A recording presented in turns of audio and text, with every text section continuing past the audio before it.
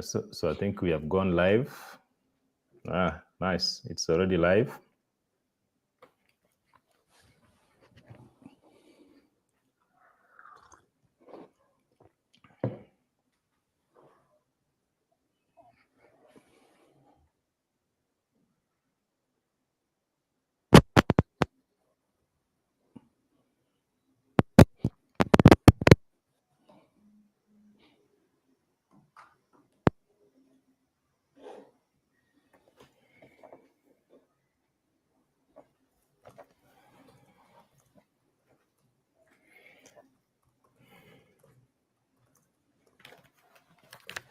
I need to check my YouTube.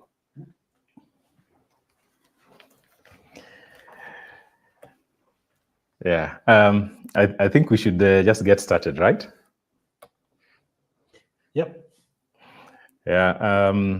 So thank you so much, Steve. But even before we start, I want to take this opportunity to welcome our viewers on LinkedIn, Twitter, and YouTube. And I want to begin by saying that whether you like it or not, and I can see my camera is freezing. I don't know why it's freezing again.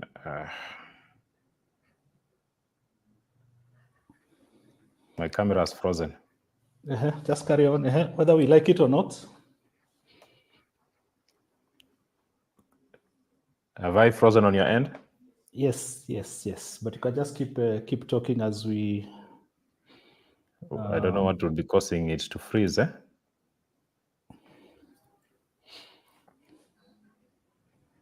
As also we wait for people to log in, I can see a few people are joining. As we wait for guys to log in, maybe we can just give them 1 or 2 minutes. Okay, to join as you. Yeah, let's do 2, 3, maybe 5 at most.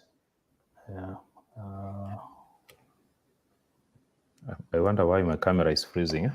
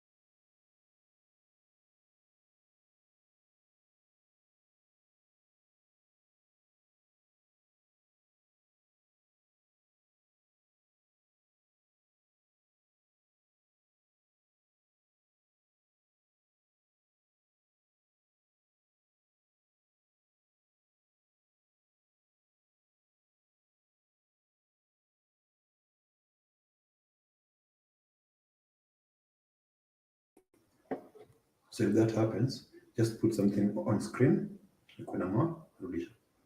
Okay. If that happens again, if you go freeze, you can put like a button on the screen. Sikuelewi. Then when you go live, ukiona freeze, eka tu kitu kingine kwa screen, ni restart hapa alafu turudishe tena. Bila kushinda stream kila wakati. Steve, can you hear me? So I can't hear him now. Oh dear.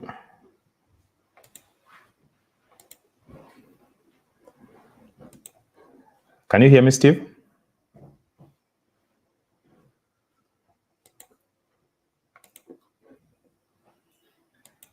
Microphone, that's fine.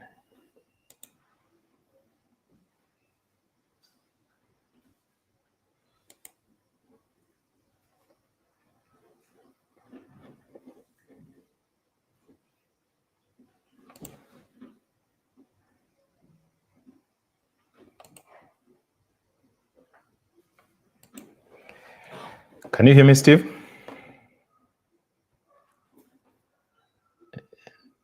I can't hear you. Yes, I can hear you. Yes, I can hear you. Now I can hear you. Okay. I'm hoping my camera will not freeze again.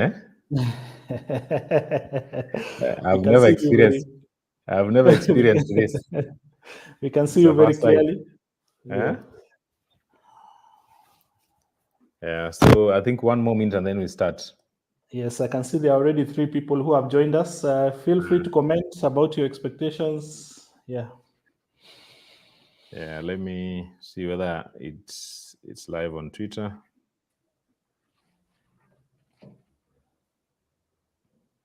Oh, it's actually on Twitter. Yeah.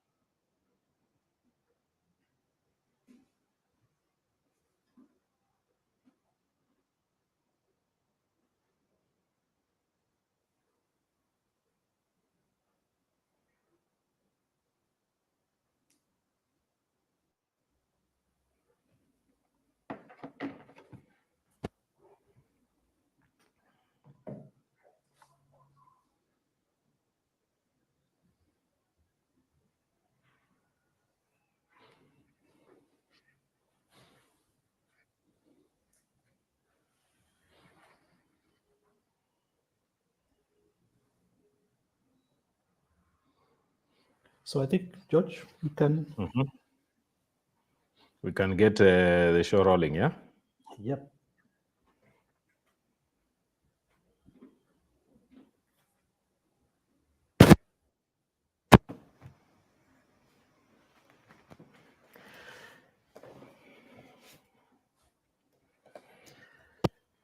Okay, let's kick the show off.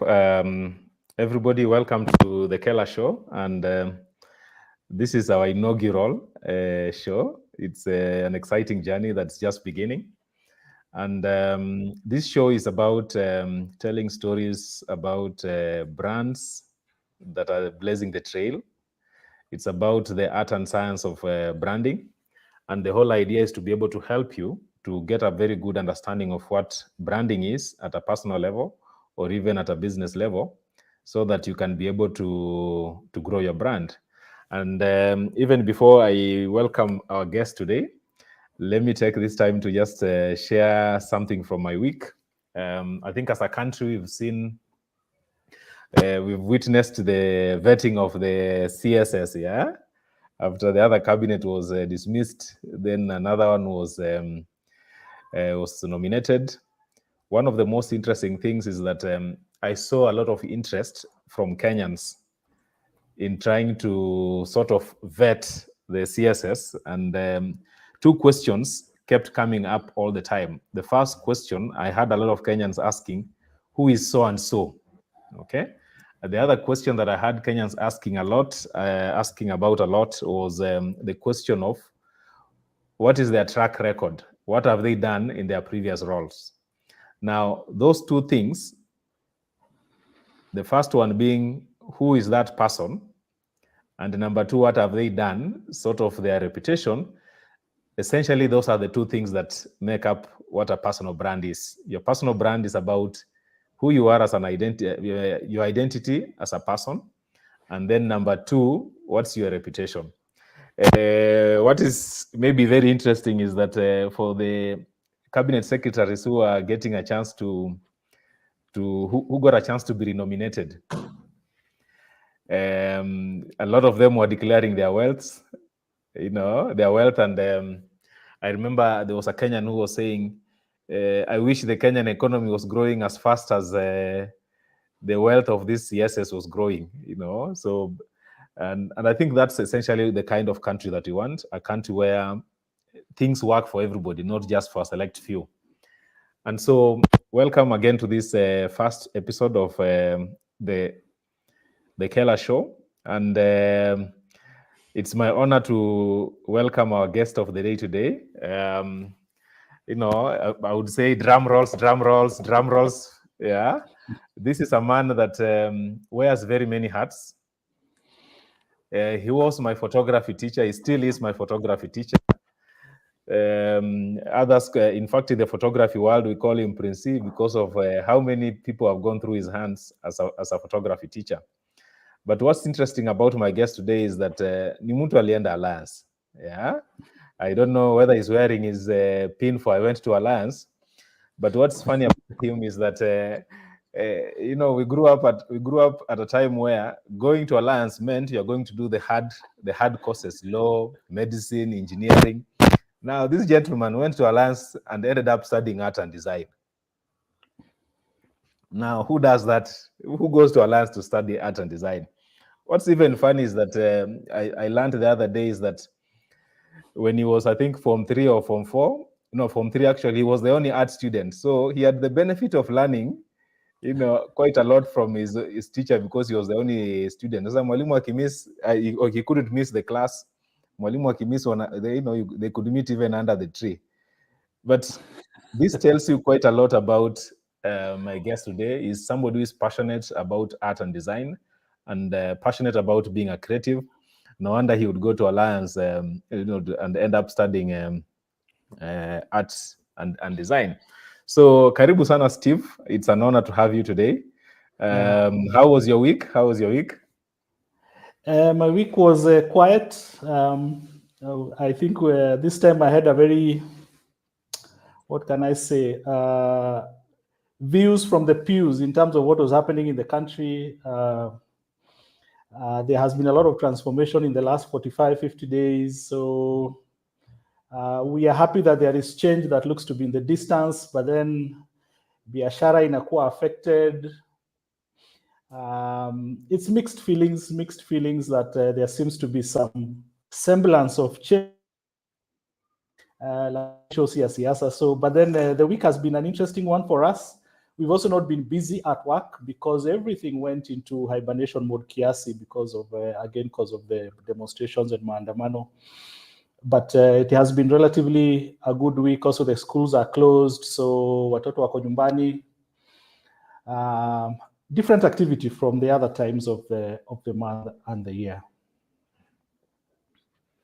Yeah, that's very interesting, Steve. Maybe to help us start deconstructing this subject of content and personal branding, do you want to set the stage for us in terms of so that we can get a very good base about the intersection of those two elements? Yes. I think in such a session, it will be good to just put some few pieces together that will help us just understand what we are talking about. So without, we are in a space that is continuously changing, that is very fluid, that within 3 months, so much can change. Social media, technology. And if I may give an example of last year, a time like now, Twitter X spaces were not as popular, George, as they are today. You know, all of a sudden in 60 days of Gen Z uprising, Twitter spaces ndio kusema sahi, you know, and all of a sudden everybody wants to do Twitter spaces.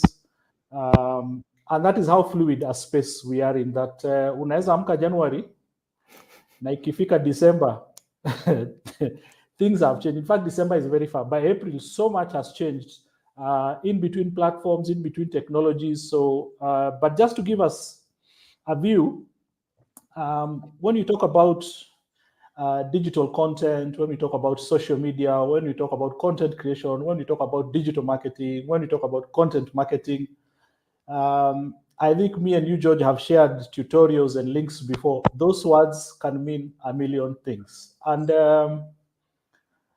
one of the most perhaps misunderstood ni sahi ukiambia mtu we ni content creator ataanza kufikiria maybe you go to TikTok and twerk, or you do reels for fun, you know, because that is what people have put in their minds that content creation is. But I think I just want us to ensure that we are on the same page in terms of how diverse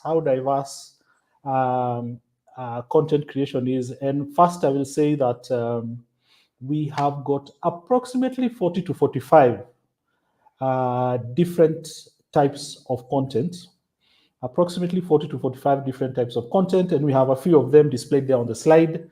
But then we also have categories. So when it comes to categories, then that's where we simplify it, because we have got written, we have got video, we have got graphic, and then we have got social, and we have got audio. And then you'll find that beyond these broad categories, kuna vile zinaingiana, sometimes zina overlap. Then if you combine this and that, you have something else.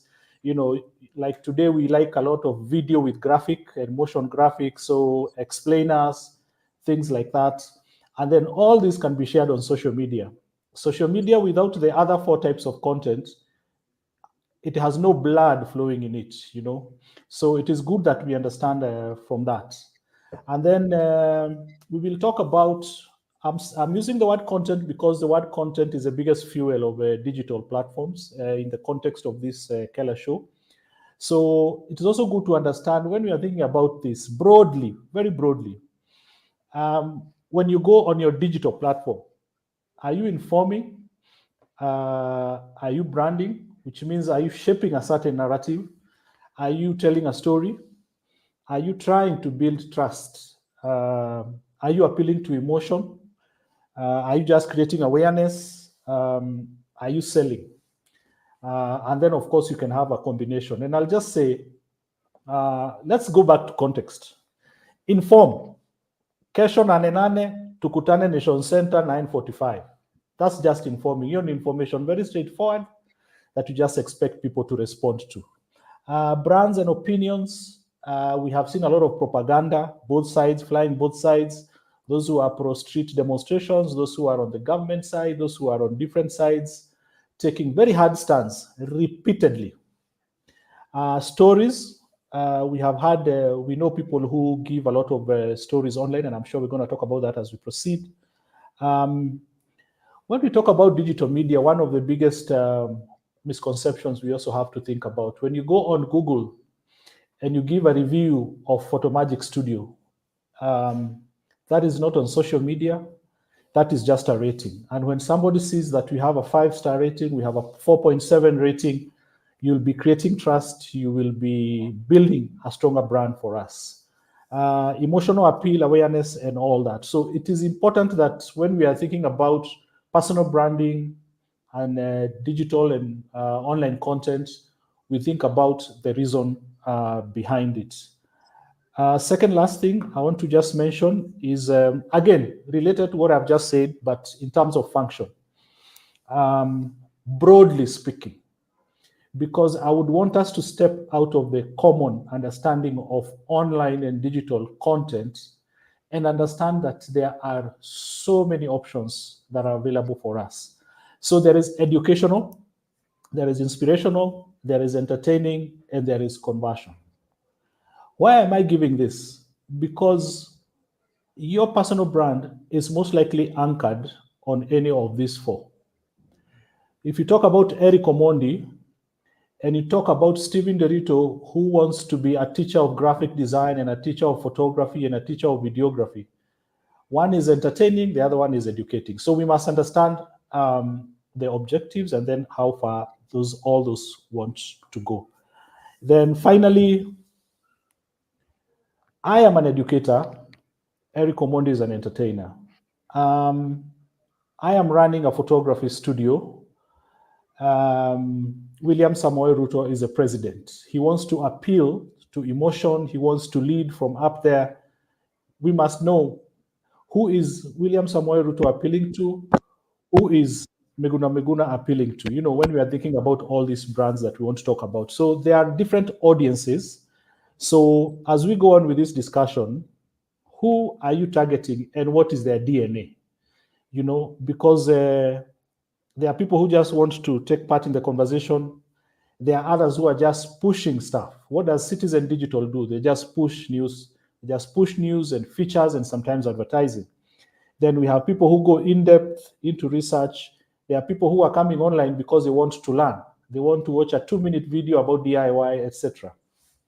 Then kuna wengine wenu hapo last category, munazururanga tu huko tu bure, no agenda, no objective, when you see this you like, when you see that you like, just moving there. So George, very extremely broad perspective that I've given there in those 5 slides, but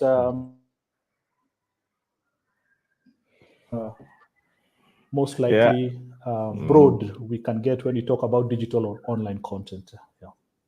Yeah, I agree with you. The world of digital is actually very wide. I would almost say it's everything that you see online that is digital in whichever form it comes. And maybe the most important thing is, how do you decide what to pick when to be able to help your brand? But even before we get into, a deeper conversation around the two aspects of content and digital and personal branding, maybe let's go back to, to Steve Nderitu. What's your journey? When did you first realize that sciences were not your thing, and that art and being a creative was the thing that made you, have the best time, of your life?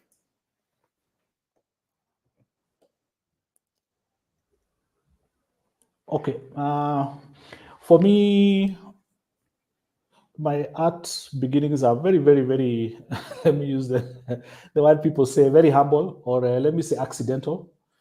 I think I have shared a few times publicly that my big brother was used to draw cars a lot, used to draw calligraphy with a chisel felt pen. So I grew up seeing him doing that. So I started learning how to draw cars, buses, and write calligraphy. That's as far as it could go. Not that I grew up drawing wildlife or still life or art as we know it. But then in high school, when people were deciding between those subjects, our time that were in the same category between music, I think there were foreign languages and art and drawing and design. I think it was very clear in my mind that I wanted to do design. I had a little bit of confusion between music. So high school is where a lot of my art was nurtured. We had a very good art teacher. Art was supported very well.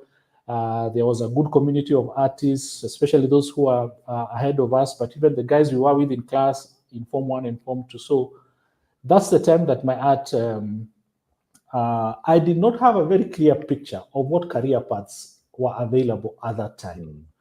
But then once I got into campus, things started coming into the fore. Now we were exposed to what art is used for, in real life, both art and design, from fashion to interior to graphic design or design for communication, and all that. So at different levels, and definitely 20 years into the career since graduating in 2004, it's been another,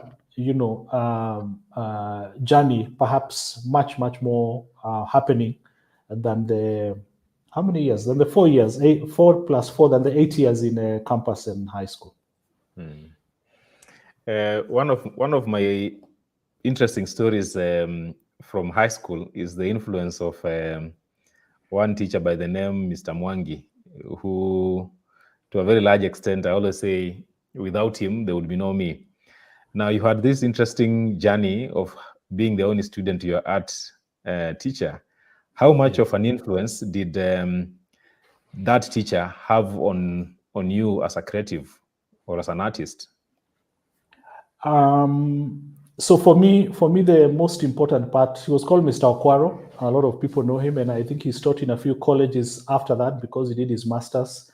So back in high school, Mr. Okwaro was my art teacher. I remember we have art and we have design. So in high school, it was more of art, a little bit of typography here, a little bit of letters and graphics, but most of it was art, painting, brushes, watercolors, oil colors, canvases, HB pencil, there is 4H, 4B, all those, the whole range of those Staedtler pencils, more of drawing. And he really helped me learn the technique of art, which, to be honest, I haven't nurtured so much. I haven't nurtured the art so much. But then his influence in terms of the technical ability and proficiency in the tools of art was very important. Also to add that because we had a one-on-one, remember we had a one-on-one, so he got the chance to give me a lot of attention, and literally hold my hand and walk with me, especially in Form 3 and Form 4.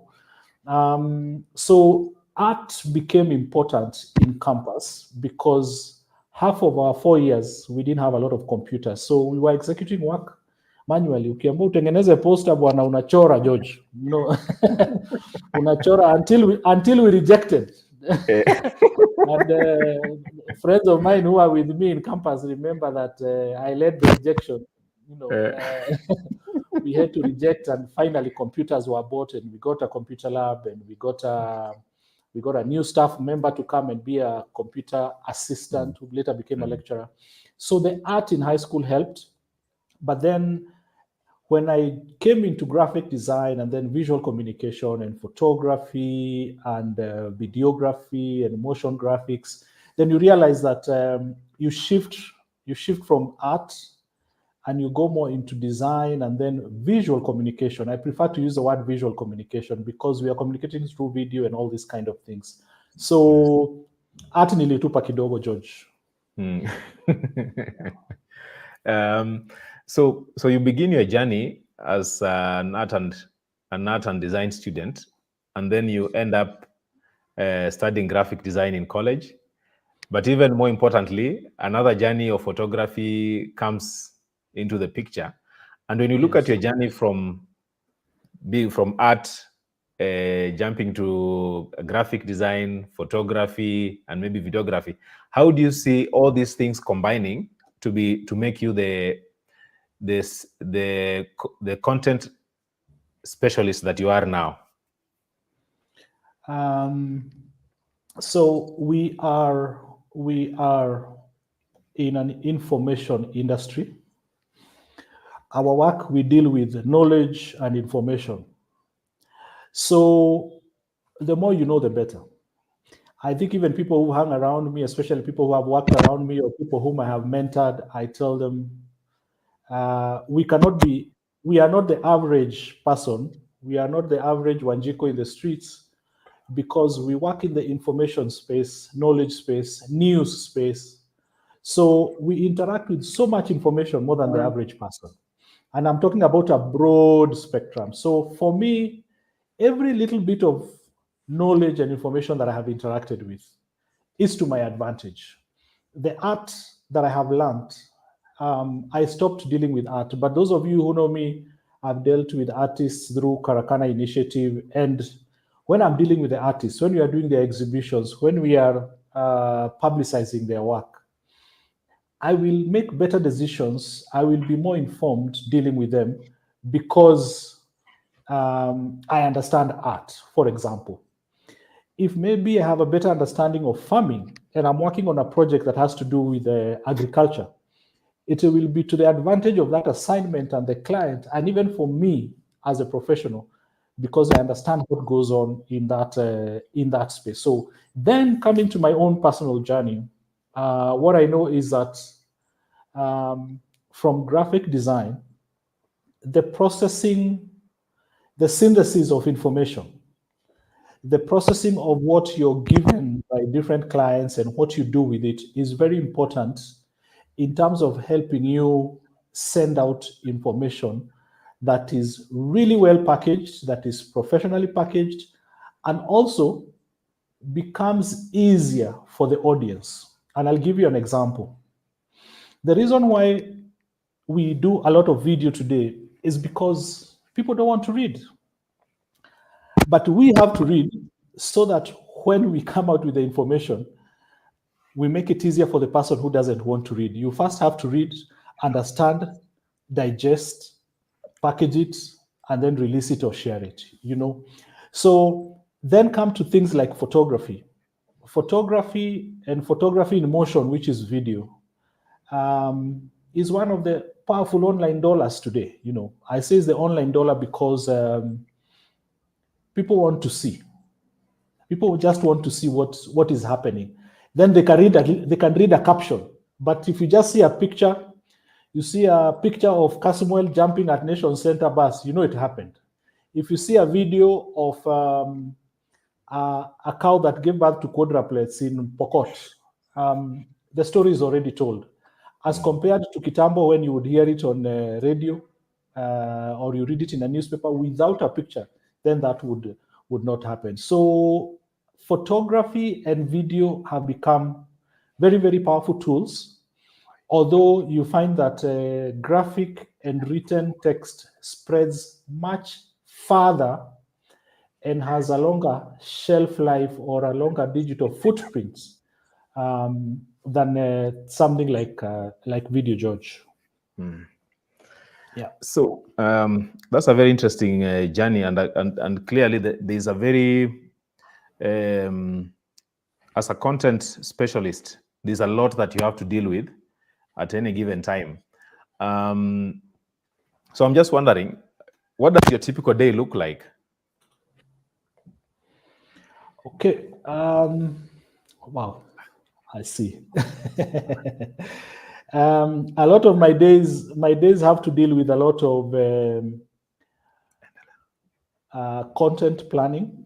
I am already working on a number of projects. One of the biggest things that I have to do is we are working on a number of clients' work that involves daily churning out of content in specific industries. So priority in a day is doing content planning, content aggregation. Sometimes that is done early in the morning and other times it's done the day before. So there is that space. And then number two, there is, let me say, approval, quality control, guidance on the team in terms of work that we're churning out for clients. This could be videos, this could be graphics, this could be, a simple script for a client. So you find that there is a lot of approval with our team. Maybe there is a reel that I have to check. Maybe there is a poster, there is an infographic that we have to check. And then in the course of the day, because of the work we do, I spend a lot of time on social media, which means either I'm checking to see what's happening around either one of our clients' work, because we have to advise our clients on what they do. So I'll find myself spending a lot of hours. I can spend 2 or 3 hours on social media in a day cumulatively. I have to spend because everything we're churning out, George, is for social media. So kama wewe ni mkulima, lazima ukue shambani, na sisi shamba yetu ni mostly social media and of course other platforms. Lastly, I'll find myself conceptualizing a lot of things. As a team leader in my office, I take the role of conceptualizing a lot of things or just putting together. If it's an infographic, I'm the one who will do the sketches. If it's maybe an explainer video, I'm the one who will do just a sketch. Even if it's just bullet points, throw it to the team and then they will know what to do. If I'm not doing that, I'll be drinking soup. I love the idea of soup. Yeah. Maybe just as a follow-up, in your intro, you made a very elaborate presentation in terms of the scope of personal branding. I mean, the scope of digital content and personal branding. And I'm just wondering, how do you go about deciding what works best for your brand? So perhaps there are different levels to that. Number one, when you want to decide what works best for your brand, I want to believe, and you can guide on this, that by the time you're deliberately falling into personal branding, you have already decided, it is very clear in your mind what kind of personal brand you want to achieve. I think our good motivational speakers say, kama unajua unaenda Mombasa, then you better be on Mlolongo, you better be on Mombasa Road, you better be in Emali, heading coast. You should not be in Makuyu, Moranga, Keno, and you say you want to go to Mombasa. So number two is the kind of industry or audience that you want to deal with. So you find that we have different kind of audiences, and we are all being pushed into niche. We are being pushed into niche spaces. The broad-based kind of approach to communication, to public relations, to news, anything is being is slowly just crumbling down. So how does your niche operate? There is a project I'm working on around the construction industry. And in the last 2 months since we started the project from scratch, an online brand from scratch, there is a lot of engagement on Twitter and LinkedIn. Okay, so we have established without a doubt that if we want to reach the professionals in the construction, building and construction industry, they are mostly on LinkedIn and Twitter, and they are very active there. Even the associations are very active there. That does not mean that we neglect the others, but it means that we are going to put those two platforms on a pedestal. So that means we may not put as much energies on the reels on TikTok and those kind of things, but we do not ignore them. So we are thinking about how to start having regular spaces. One of our partners has a community on Twitter, on X, that has around heading to 3,000 members on Twitter community. So things like that. The other thing is sometimes you may find budget is a challenge. So you may find certain types of content are low-hanging fruits for you because it costs money to do some of these things, or it costs effort, energy, and time. So when somebody is deciding on which type of content they want to do, you may find that budget may push them into a corner that they may not want. George. Yeah, maybe just as a follow-up to that, from where you sit as a content strategist, digital content strategist, where do you see the future of content and personal branding? I think the future has got two levels. The future has got two levels. Number one, niche will continue to be niched, if I may say that, because there is no more room for general communication. Let me give the example of where we are coming from. 10 minutes every day. I'm the kind of people who watches news. If I'm in an environment where I can watch 9 p.m. news, I will watch. So Citizen TV will force on me 10 minutes of adverts that, George, I'm not interested in. You know, they will tell me about, I don't know what. Take it even the station on itself. You know, if you spend a whole day on Citizen TV, the kind of things they are going to show you, how many people are interested? How many people want to watch? How many people want to watch the local productions? How many people want to watch the Mexicano soaps? How many people want to watch, you know, those kind of things? You may not be interested. I'll even say that 9 o'clock news, who wants to watch? There are people who don't, absolutely are allergic to news because they'll say they are depressing them. You get. These political shows, there are people, especially because of the environment we are in, they are not interested. What am I saying? That because of targeting and algorithms, which now we call AI, you need to remember that algorithm is just, I mean, AI algorithm has been there. If your interest is in cooking, then you want to hang around cooking stuff. If you're on Netflix, you'll watch cooking-ish kind of shows. If you're on social media, you are, what is the name of that guy who does cooking from his balcony? And all these shows, yes, all those guys. If your interest is in fish farming, trust me, you will look for information about fish farming. You know where to find it. You will follow the guys who post about it. You will follow the shows on YouTube that do about that. You will subscribe to newsletters about fish farming, etc., etc. In the same way, where the world is heading, everything is just going to be focused. And niches will even become micro niches. That means if I use Sony cameras, I will want to hang around people who use Sony cameras. That is one of the biggest things that we have. The other thing is that video is going to remain top with all its different subsectors. And then personalization and the use of algorithm.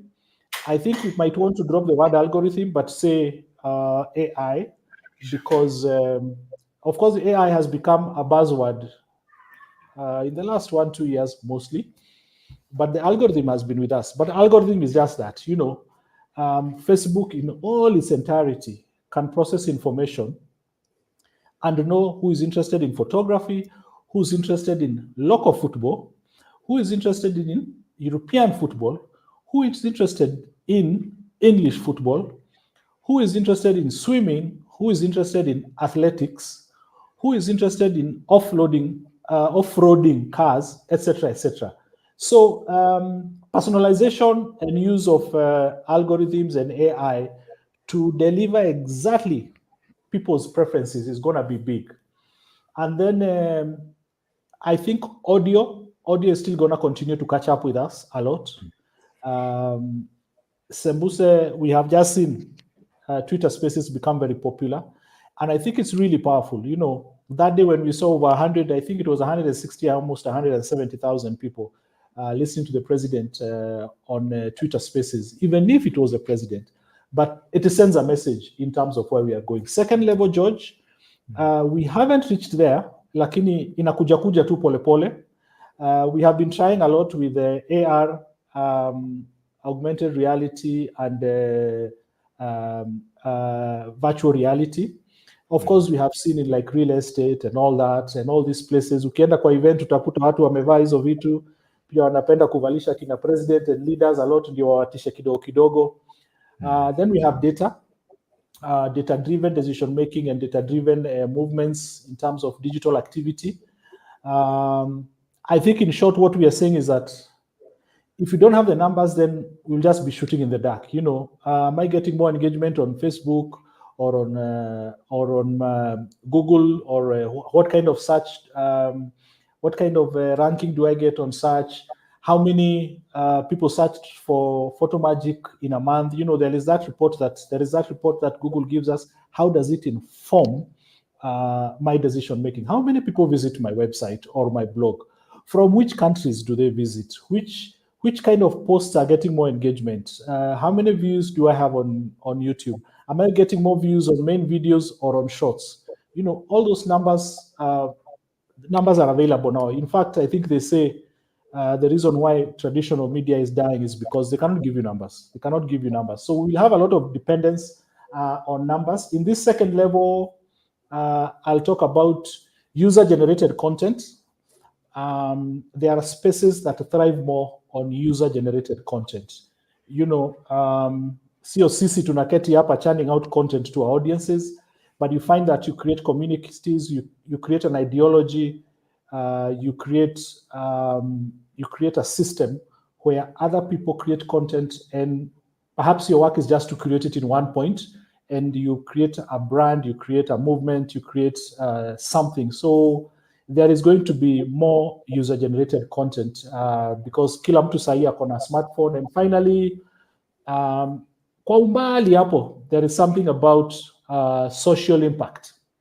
Social impact, hizi vitu za climate change, nini, because you find that after all is said and done, people will ask you, okay, so after you're doing all this alafu, so that you can tell people there is some social good in what we are doing. The social good could be for the less fortunate. Social good could be for a greener planet. Social good could be for health issues. Social good could be for better governance.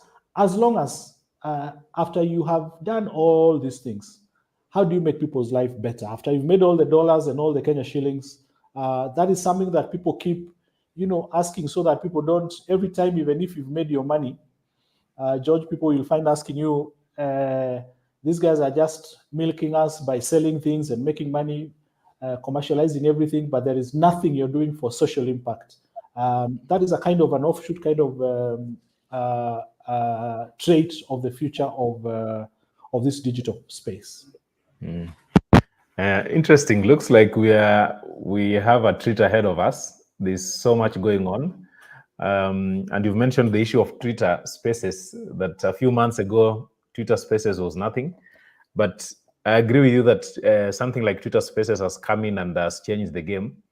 And yes. I expect that there'll be a lot of engagements around that space. I've even seen TV stations, broadcasting their news on Twitter Spaces. And as you rightly put it, that one of the best things about digital media is the ability to track numbers. A TV station would say this TV station is watched by 1 million people, but we don't have actual numbers to prove that. But now Twitter Spaces comes, and we saw, as you rightly put, we saw 180,000 people tuning in to listen to a Twitter Space. That is serious numbers that can be monetized. And for the brands that were organizing those events, you can clearly see that those Twitter Spaces were very impactful in growing their brands. But for somebody who is out there wondering, where do I start? The direct question is, when is the best time to embrace digital content as part of your brand building process? Okay, I think maybe there are 2 or 3 things that we need to understand when it comes to, and this one I think is something that I even tell a lot of people. I feel like I sound like, what is it called? A broken record, but it's because it's very important. People walk to me, or we chat, and they're like, hey, by the way, Nderitu, nataka kuanzisha podcast. And the first questions I will ask is, I hope there is clarity of mind in terms of what you want to do.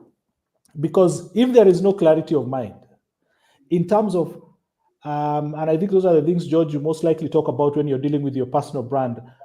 How do you want to be perceived? What kind of activity are you? What kind of space are you in? What are your capabilities? If it's thought leadership, if you're a master of your game, which game is it?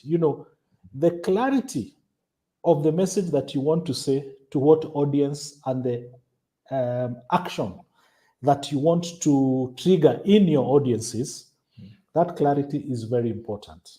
That even before you start doing your content strategy, your digital strategy, you start getting a good phone and a good gimbal and reading about blogging and paying for a premium account on Twitter, all those things.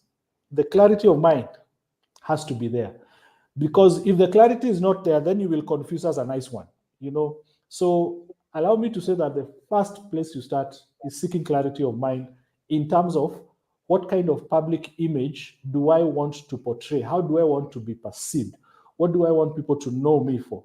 Then now from there, the brand building, and again, I want to break it down into two, George, because we confuse ourselves a lot. There was a lady the other day who, my influencer were online, when they co-signed with a boyfriend, she went and started her own YouTube channel, and it hit 100,000 or so in a few days. And I want to warn a lot of people not to put themselves in those people's shoes. Please, if you're not a celebrity, if you're not famous, do not borrow, do not read from their rule book, because they are in a different category, So people want to use people who trend every day as references, yet wewe uko na 800 followers, yet George ulisahau password yako ya Twitter, and you want to put yourself on the same platform. I have people who upload a video at 9 a.m. and by 10 it has 50,000 views. That becomes a problem. So in line of that, brand building using content creation and digital platforms is a staircase, a very tall staircase. It's a ladder that you have to climb.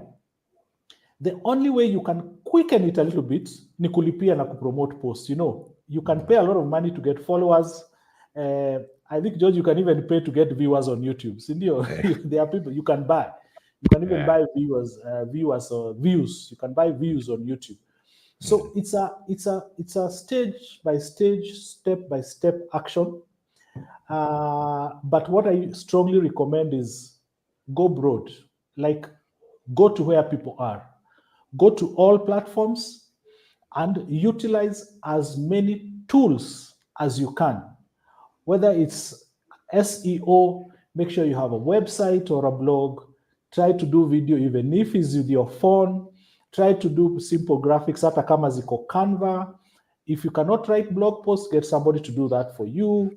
But start it bit by bit, because you won't grow your brand in 1 year or 2 years so that it is very solid. If you're very lucky, you can solidify it in a year, But this is a continuous process, if anything.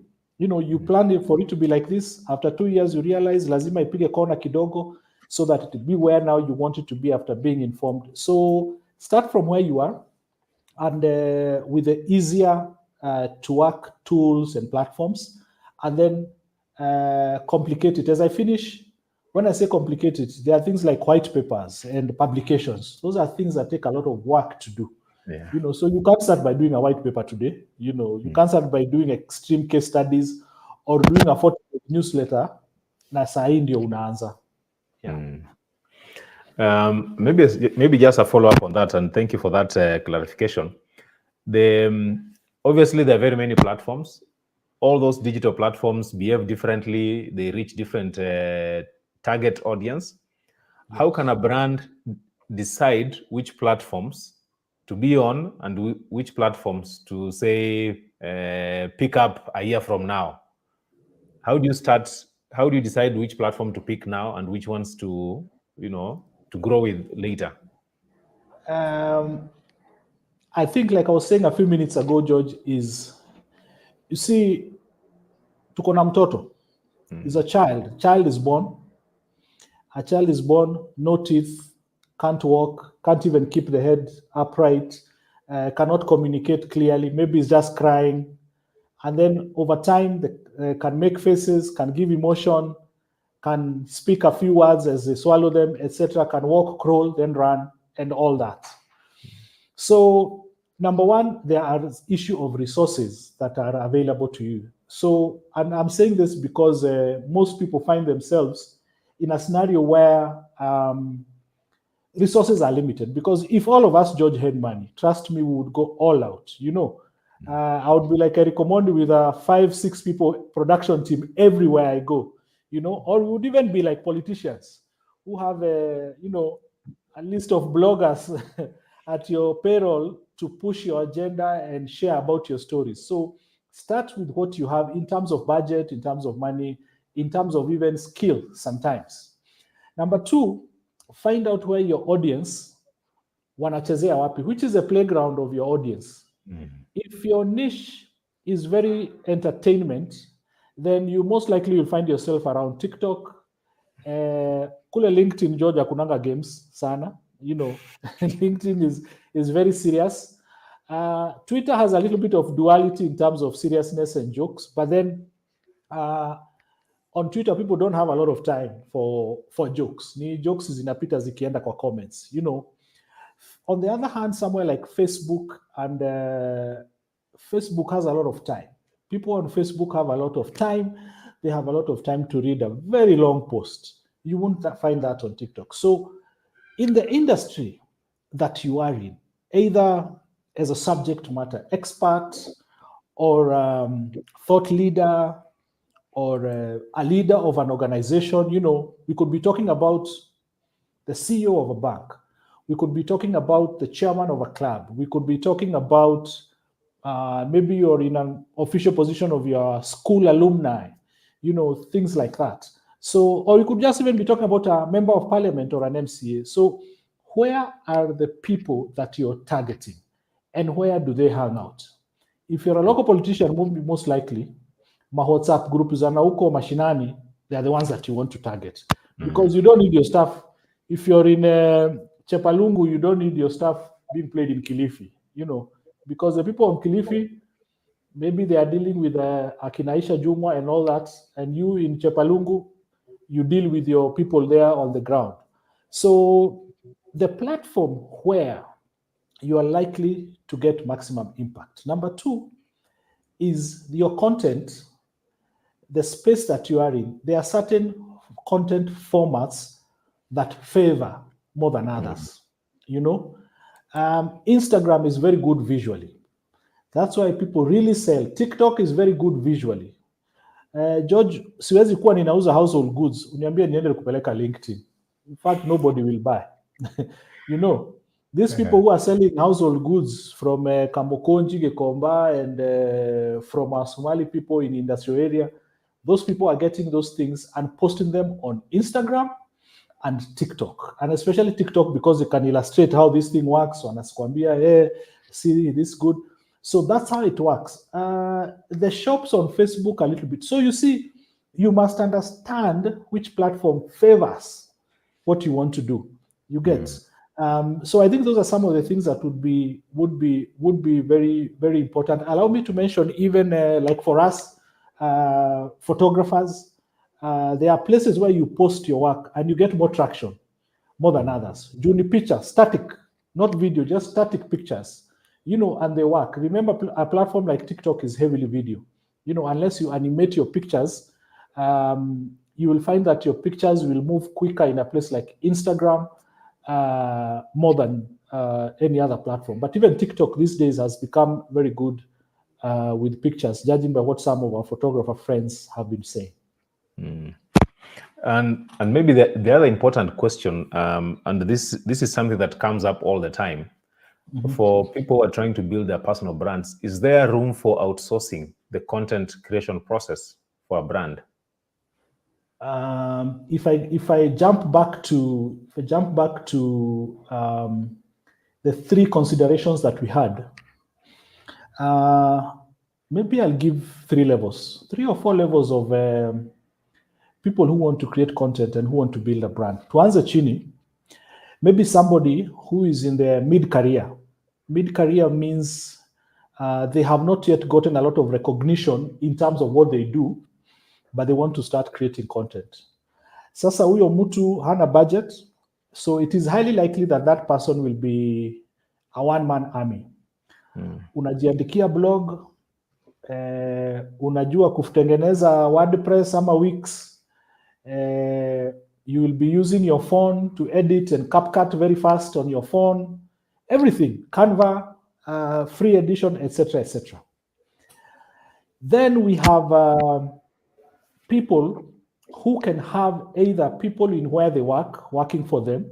I want to imagine a big organization and they can use, or even someone like me, who in my own personal brand building, I use the team in my office, you know? So if I want to do a video, the camera that I'm using was set up by somebody from this office. The sound that I'm using was set up by somebody from my office.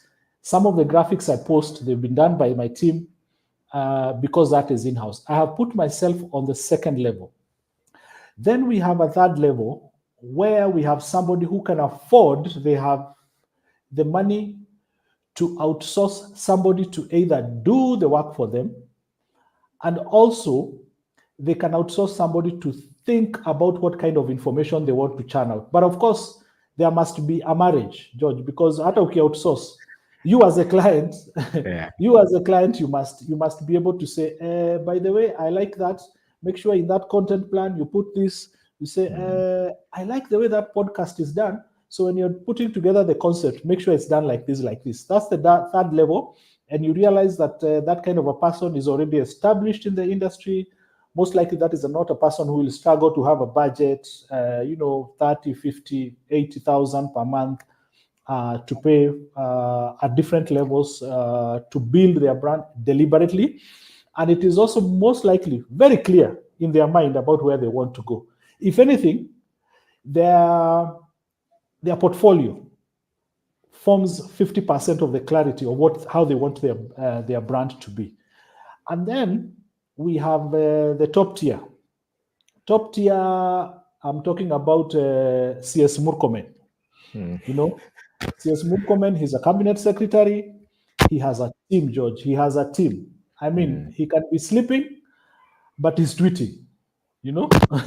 Could be sleeping, but he's tweeting. That means there are people who are most likely very few who can afford, or rather, actually, they cannot afford to do the work for themselves. They must outsource. Their work is to receive instructions, kuambiwa, yes, fanya hivi, CEO, fanya hivi. Some of those people could be at that stage because of their age. So you need to know at which level you are. Ujijue kimfuko. And also, you know how high you want to fly, because there is a certain level that you want to fly, you have to outsource, because the kind of content and digital stuff that you churn out has to be at that, inaitangwa Boeing gani hizo kubwa, 40,000 feet above sea level. Yeah. Very interesting. And I agree with you entirely that, it's step by step. But they also say too much of anything is bad. Is there a point at which you can say too much of content is bad for a brand? I think there could be. There could be. I may not be 100% certain about when too much content, but then there is a certain type of content, George, that needs people need to internalize. People need to, you let it grow. Kama una release asubuhi, unaacha isambae before you give us other content. There is also. How do you know how much content your brand needs? You remember the things that we were talking about, and if you'll allow me to just bring this back, we were talking about the functions. Yeah. If you look at content like for entertainment, it's short. Its lifespan is very short. After I have watched Caswell sliding into Nation Media Center yesterday during the riot, that's it. I don't want to see it again unless I see a derivative, if I may use that word, of that one. Hiyo tushamalizana nayo. If I see, those entertaining, their lifespan is very short. Educational content, on the other hand, is kind of evergreen, even inspirational. It's kind of evergreen. So I don't mind watching a motivational video by Denzel again, or from those common sources for motivational stuff, again, I don't mind. Higher. When you come to something like conversion, which means you're selling, it may have a little bit longer shelf life, but if it is not converting, then we will have a problem. So depending on the category of one content that you're churning out, and the digital platform also. The digital platforms, Twitter moves too fast. Twitter moves too fast. And I'm saying this in response to your question. People also need to consider which platform. I see on Facebook people liking a post I did a week ago, 2 weeks ago. On LinkedIn, I see people liking and commenting on something you posted 3 weeks ago. On Twitter, George, if we didn't see it today, in fact, if we didn't see it in the morning, then here you may end, as they say, you want Twitter things move too fast, even TikTok. I think TikTok things move also very fast. Since the dinosaurs on Facebook, we have some grace, so you'll find even people liking, slowly. So the other reason that I must emphasize is the content that you're sending, on which platform is it going, which then brings in the issue of repurposing, something that a lot of people have not yet embraced, and we are getting headaches about churning out content. Yes, there is something called repurposing, because you can't be churning out fresh content for every platform every day. The people on TikTok are very impatient. They only have 60 seconds for you. The reels on Instagram, the same. The people on Facebook, a good number of them don't mind reading. The guys on LinkedIn, they are too serious for life. And then the guys on Twitter, they love 280 characters. So please do not overfeed us with very long posts, even though you can post 3,000 words with a paid account. So you want to say the same thing, but please feed people the food they want. Don't go to vegetarians and give them meat, yet they're hanging out in a vegetarian restaurant. I mean, if you're on TikTok, then do short snackable videos mostly, and that's what works there. But I also come from a school of thought that believes that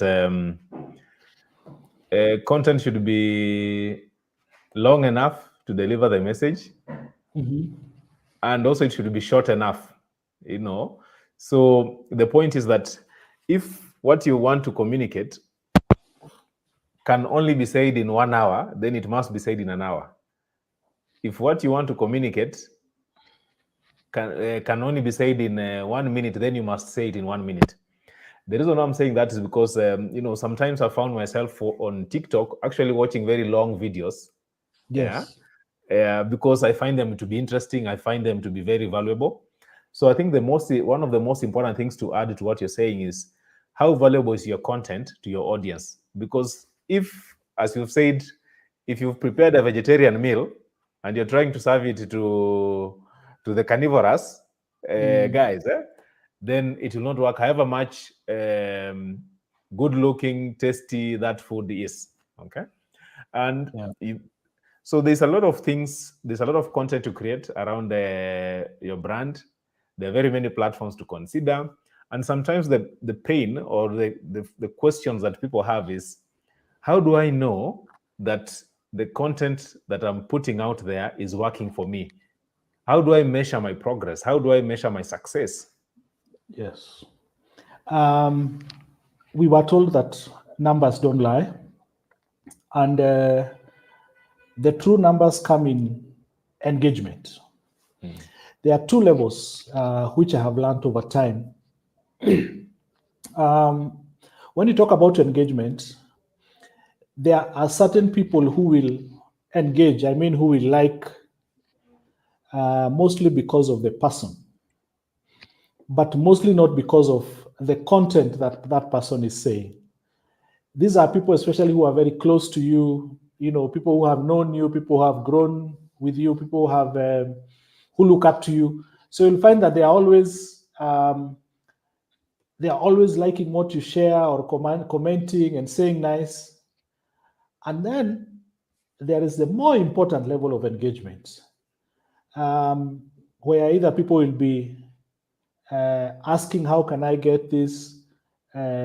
Something asking whether is there going to be a second cohort of this kind of thing?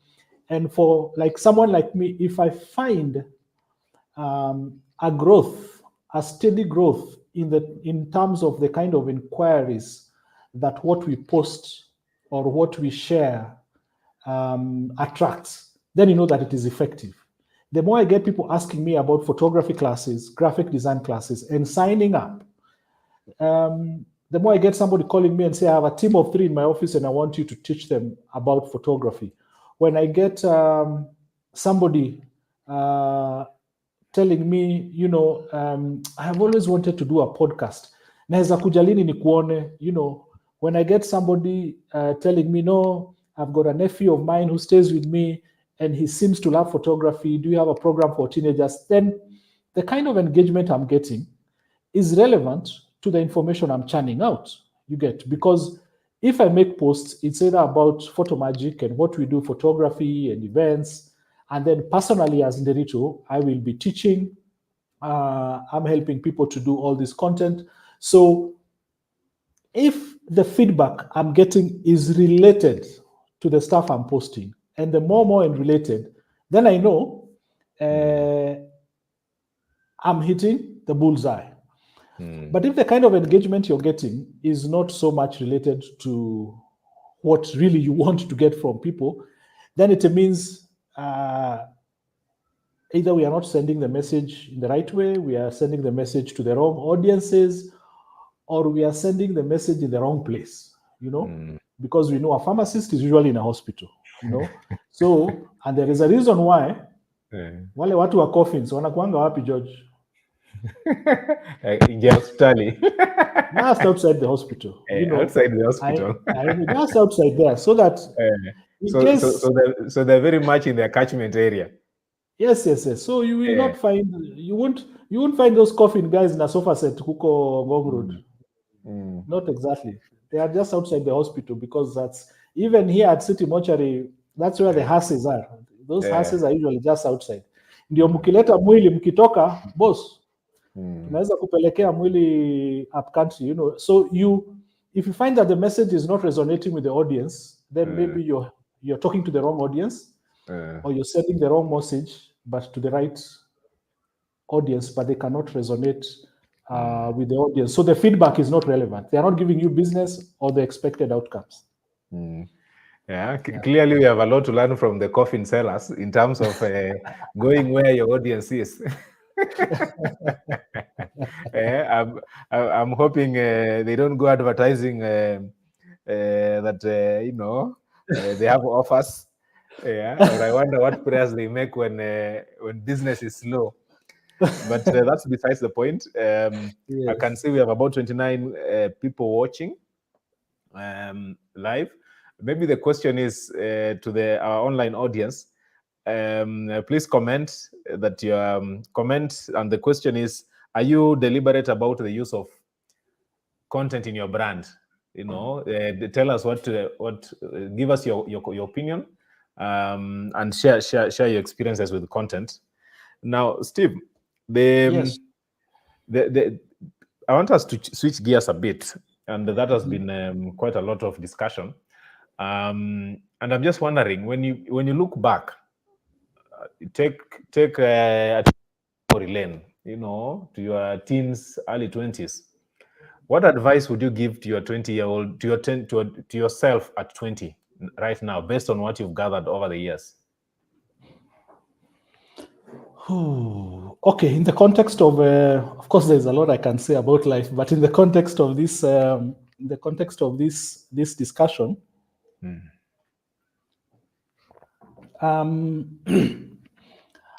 number one, and we have seen it in a lot of quite a number of memes and these motivational to forwards we get, the discipline of consistency. As creatives, we we have a very sweet addiction of dabbling in a lot of things. So when social media was starting out, we had the challenge, especially with the older people who have, tumezeeka na social media, of dabbling in too many things and being too random in terms of how we present ourselves. Mm. But I think for those of us who may understand, and I want to give two examples, George. In our photography space, we had two people that I remember. One of them is Mutua Madeka. The other one is Ben Kiruthi, as photographers. I'm saying this because it's my space. But even if you look at other people, if you look at even people like Robert Alai, and a few other people who have, I think we have people like Soko Analyst, who have built their brands for waking up every day and doing the thing they do best. In fact, you can drop that word best. But I'm sure from when around 2012, 2011, when people like Robert Alai and Soko Analyst, the same happened to Truth Slinger, aka Mutua Madeka. Yeah. Even Ben Kirudi, our photographer friend, when he started blogging about weddings, those guys, George, they used to wake up and send the same message over and over. When I say same message, Mutua Madeka would share with us pictures of sceneries of Nairobi. And I'm telling you, George, we had pictures of Nairobi. Yeah, We had I remember. pictures of Nairobi. Yeah. Higher. We used to shoot weddings, but we were not blogging.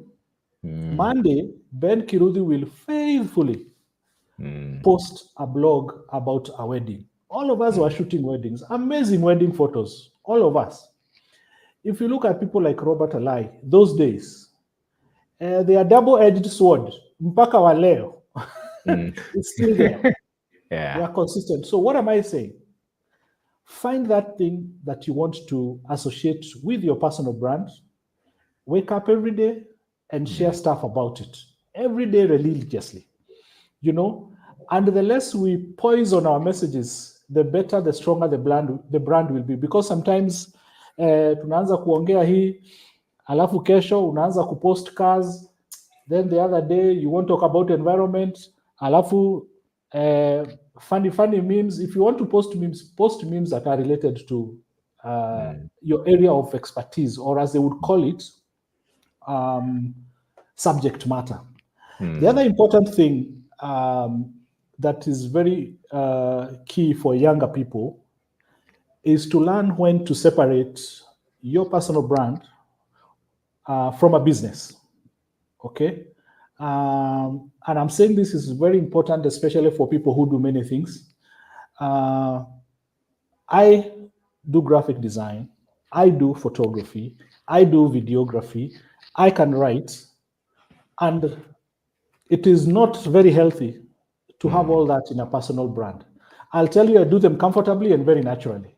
But then it reaches a point and it becomes a liability if you try to portray all those skills and lines of revenue and what in one person.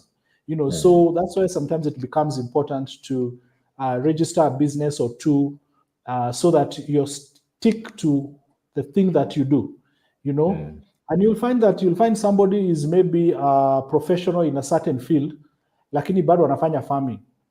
You must learn to separate those two, because it is very possible to have two. George, do you call them personas or personas? Yes.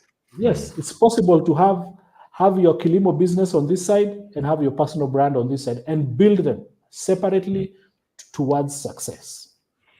I think as an example, we can look up to somebody like Amerix, who has been very consistent with his message, and even built businesses around his message. So I agree with you. But now, if your son came to you and told you, Daddy, I want to be like you, what will you tell them? What advice would you give them that would help them to prepare for a future in digital content strategy? How old is my son? How old is my son? The son who's asking. Yes. Let's say is the 9-year-old one.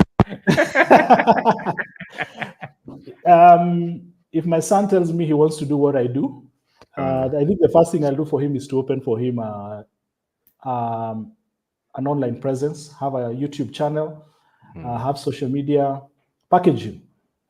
I'll package him from the onset. From the onset. Like there is no, this plane is not taking off Madagodanio. So I might have to take maybe 1-2 months, test a few things, teach him how to have camera etiquette, how to talk, how to behave in front of the camera, maybe change his wardrobe.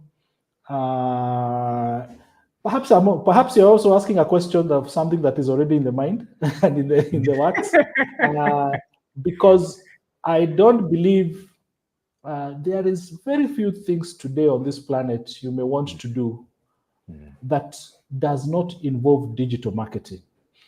Unless you're selling drugs, I don't know how many things you want to do that you will not think about online, George. You know, hata kama unapanda meshiri Masailand ama cabbage Kinangop,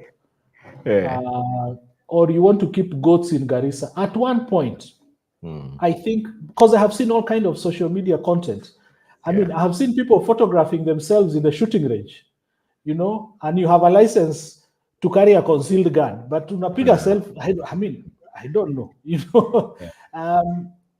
Online can establish any kind of brand that people want. I think so. If my son asked me that he wants to do what I'm doing, the first thing I would have him do is build a certain persona, AVI around him, and give him maybe a screen name, get some unique attire, so that every time he shows up with that attire. Teach him to say something every time, say it. Like package him such that by the time we're doing the first YouTube channel, it's very deliberate. Lakini sitaenda tu nianze Madagodanio and then I say nataka tu kuona vile atafanya kama ni hivyo, wacha tuone Kokomelo. Yeah. The plane won't take off if it's Madagodani. It has to be strategic, deliberate, planned, and very clear in the mind of what we want to do. Wonderful. Yeah. Let's move on. So the next segment is the one that I call "What's in My Cup." In this segment, you get to tell us what you're working on. Is there anything interesting that is coming up that you can look forward to?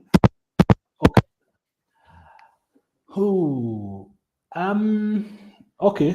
Business secrets aside, I think top of the mind for me right now is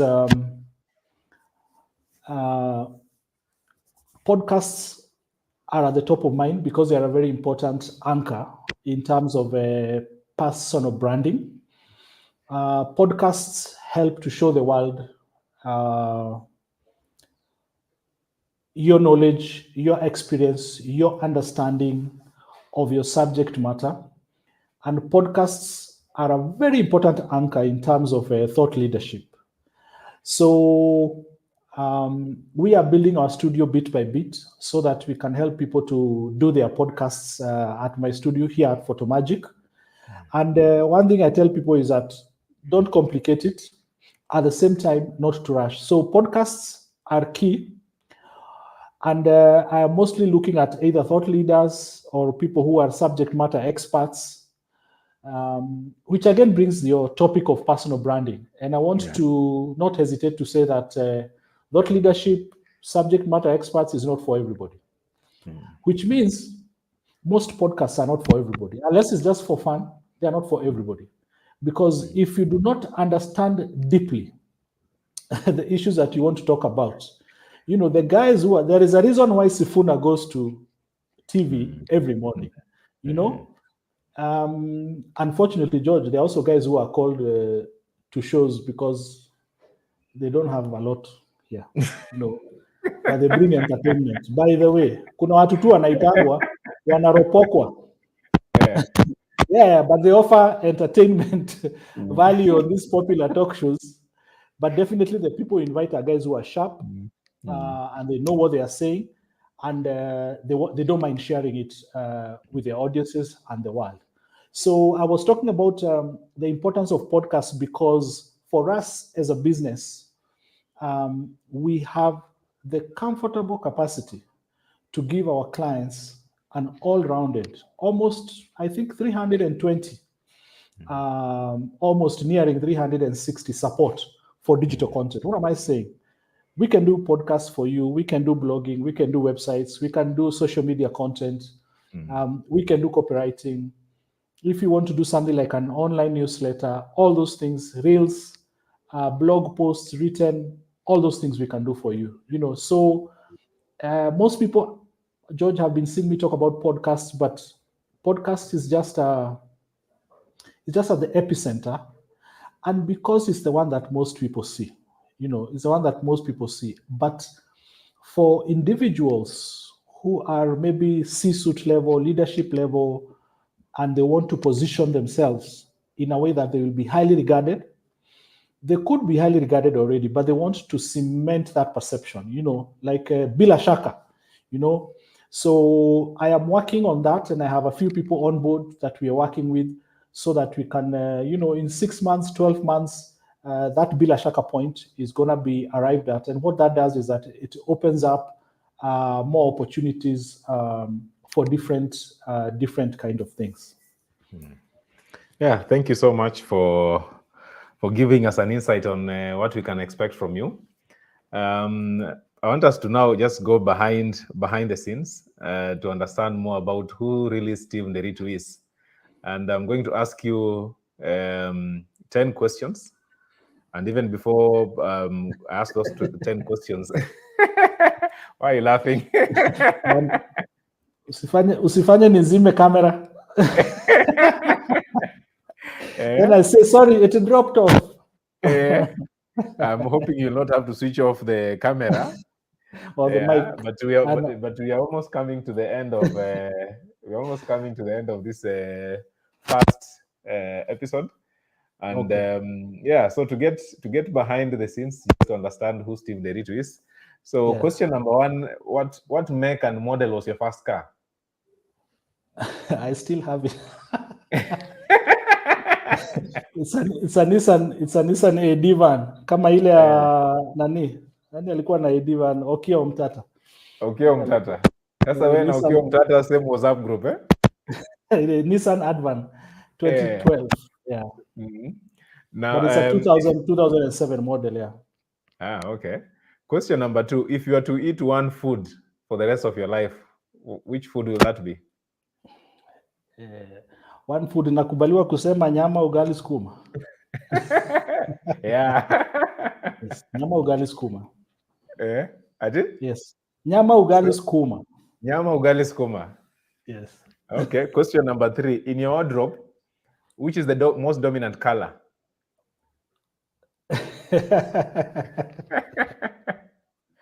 Black. I think black, dark gray, black and a dark shade of gray. Yes. Okay. Question number four: attend a football match at Kasarani or watch play at Kenya National Theatre? I play at Kenya National Theatre anytime. Unasema wewe na Man City, Arsenal, hapana hiyo maneno. I've never embraced football that much to be excited in a pitch. In fact, I prefer watching on a screen.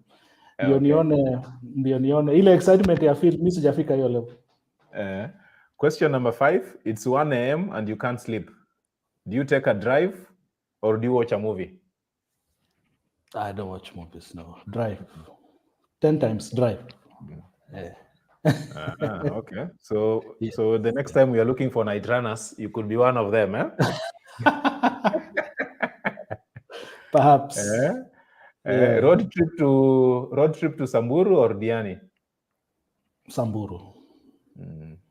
Samburu. Wilderness anytime. I'm a photographer. Sasa Diani tunaenda kufanya nini? I don't even like the coast. The next question is because you went to Alliance,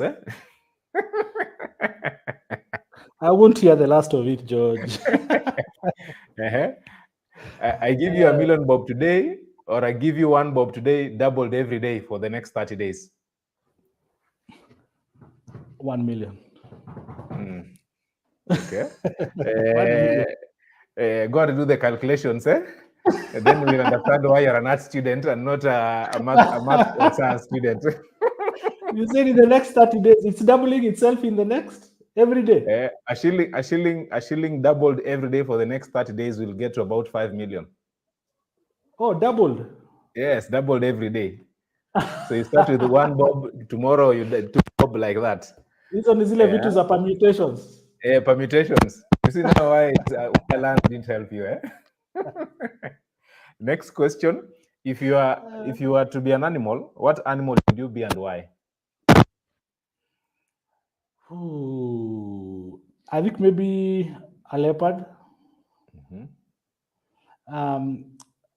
Because I love soft power and I don't mind being alone. Yeah, I love solitude. I love stealth. I love soft power. Kwa mfano. Next question, eh? What's the best piece of advice you've ever received in life? I think at a very young age, maybe mid-teens, my dad told me to always accommodate people, like give people space, you know, as unpleasant as they may be, as different as they may be, always acknowledge that people are different, like give them some space, accommodate them. It has helped me a lot to just get along with people, even with people who really piss me off badly. But you're able to, just give them space to be. It costs way more to not let people be. Yeah, it came from my dad. Wonderful. Finally, share one random fact that people don't know about you. Guy. I'm a very good swimmer. Is that so? Swimming where? Where did you swim? Did you go to nationals? No, not really. You No, you grew okay, when I say good swimmer, like more than the. Sorry? I was going to say you grew up at a time when, if you are good at something, you must have ended up at nationals. Oh, no. I mean like when I say swimmer, please don't call me to a swimming pool to kucheza. I would. Yeah, either I get into the swimming pool, I do many laps, and it's also very therapeutic. So I was in a swimming team, but I joined the swimming team because I just wanted to do it for myself, not to compete. If anything, when I was in campus, I joined the campus swimming team at the University of Nairobi, but I just annexed myself to them so that I can improve my swimming skills. But I'm not that good swimmer to compete. I'll give you the story of my swimming skills from high school another day, but not today. The beneficiary of rural-urban migration. Yeah. So I think we've come to the end of our first episode. It's been lovely. I hope that our listeners have learned quite a lot from the stories, the insights, and the knowledge that and the tips that you've given. Steve, you have been very incredible. You've not held back. You've shared a lot of information, a lot of knowledge. It's my hope that our audience will find a lot of value from it. And for our audience, if Steve inspired you, please just type in the comments, the name Steve, and you will know Steve made an impact on you today. So my request is that stay connected, subscribe to this channel, and we're going to be bringing more of such stories, on a weekly basis. The idea is to have this episode every week, so that we can all be able to grow our personal brands. And for me, one of the two things that I've taken out of this is that content must become part of our brand building process. We live at a time where we cannot ignore content. True. But we must find what works for us, and we must start where we are with what we have. Yeah, so thank you very much for those who tuned in. Let the conversations continue offline.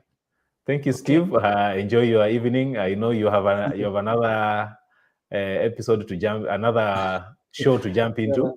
Yes. So yes. all the best in that one. Asante sana. Thank you so much.